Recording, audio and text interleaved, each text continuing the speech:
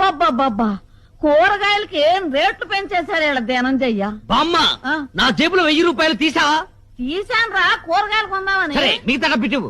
ఇంకా ఏం డబ్బులు రా, కూరగాయలు కొన్నాక అన్ని అయిపోయినాయి. ఈ కాశీలు కూరగాయలు 1000 రూపాయల? అవునరా. నేను నమ్మను, లెక్క చెప్పు. కూర్చో. కూర్చో, చెప్పు, లెక్క చెప్పవే. వంకాయలు కేజీ 25 కేజీలు 100. బెండకాయలు కూడా కేజీ 25 కేజీలు తీసుకున్నా. మరో 100. కాకరకాయలు దోసకాయలు ఇంకొక 100. 300. ఇక పోతే బీరకాయ 70 రూపాయలు. ఏంటి, బీరకాయలు కేజీ 70 రూపాయల?